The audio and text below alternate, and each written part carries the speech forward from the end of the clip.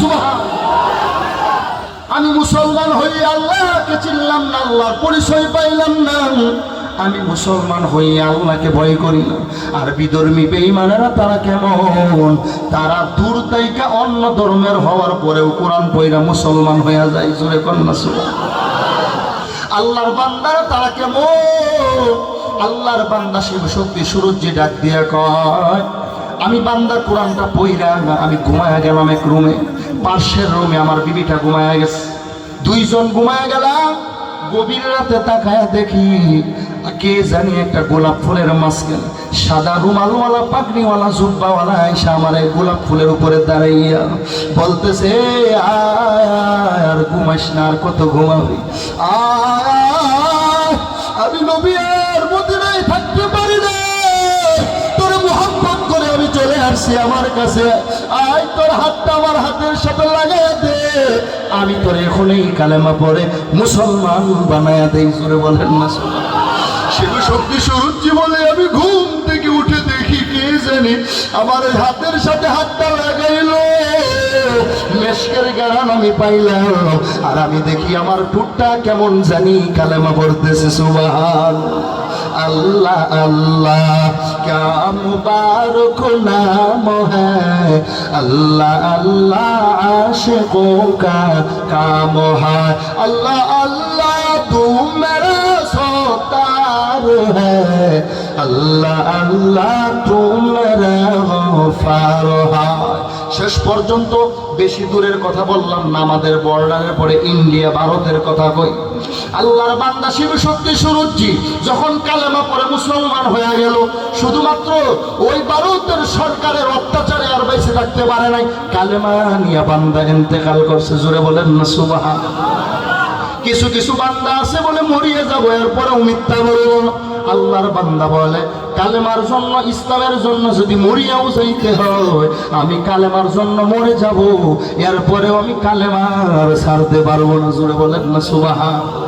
শিব শক্তি সুরুজ্জি 22টা ভাষার পাণ্ডিত্য অর্জন করার পর আল্লাহর বান্দা কোনো দিকে ডিগ্রির অভাব নাই, পড়াশোনার কোনো অভাব নাই, যোগ্যতার কোনো অভাব নাই, সম্পদের টাকার কোনো অভাব নাই, এরপরেও যদি আল্লাহর পরিচয় পায়, আর তুমি আমি মুসলমানের ঘরের সন্তান, তুমি আমি দাদা বাবা মা সূত্রে মুসলমান, এরপরেও যদি আল্লাহর পরিচয় না পাই, আল্লাহর পরিচয় না পায়, যদি আল্লাহকে ভয় না করি, এর চাইতে কপাল পুরা আর কেউ হইতে পারে না। ঠিক কিনা?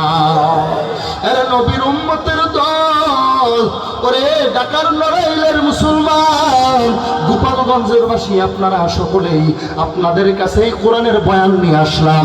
বলে আমি বান্দার কোনো দাম নাই, বলে আল্লাহর কোরআন যেখানে রাখা হয় ওই জায়গাটার দাম বেড়ে যায়। বলে দুনিয়ার যত ঘর বাড়ি আছে কোনো ঘর বাড়ির কোনো দাম নাই, মসজিদের যত বেশি দাম। জোরে বলেন না সুবহানাল্লাহ।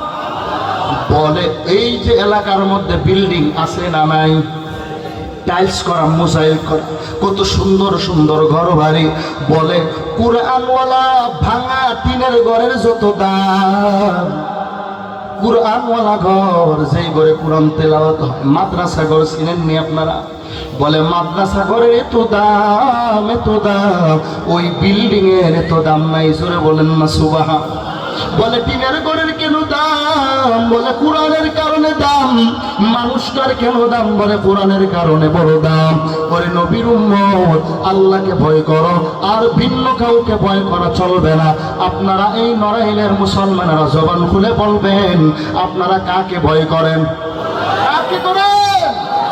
নারায়ে তাকবীর, নারায়ে তাকবীর। কোরআন সুন্নাহর আলো ঘরে ঘরে জ্বালাবেন তো ইনশাআল্লাহ। যেই ঘরে যেই মা, যেই বউটা আল্লাহরে ভয় করবে, ওই বউয়ের দ্বারা শ্বশুর শাশুড়ি কষ্ট পাবেন। আপনার আল্লাহকে ভয় করলে সকল সমাধান হয়ে যাবে। শ্বশুর শাশুড়ির বউয়ে কষ্ট দেয়, মনে রাখবেন এর মধ্যে কোরআন নাই, এর মধ্যে আল্লাহর ভয় নাই, এর মধ্যে মদিনার নবীর আদর্শ নাই, এর মধ্যে খাদিজা রাদিয়াল্লাহু তাআলা আনহার আদর্শ নাই, হযরত ফাতেমার আদর্শ নাই। যদি দেখেন আল্লাহর ভয় আছে, বুঝতে হবে এটা কালেমার সৈনিকের দ্বারা, কোরআনওয়ালার দ্বারা কখনো শ্বশুর শাশুড়ি কষ্ট পাবে না। ঠিক কিনা? আরে নবীর উম্মতের দল, আল্লাহকে ভয় যারা করছে, বিধর্মীরা বেঈমানেরা আল্লাহকে ভয় করার কারণে বড় দামি হয়ে গেছে। আপনাদের সামনে যে কথা বলতেছি, একটা কথাও বানোয়াট না মিথ্যা নয়। গত 3 দিন আগের ঘটনা, এক ছেলের বাড়ি নরসিংদী থানার রায়পুরা থানায় তার বাড়ি। জয়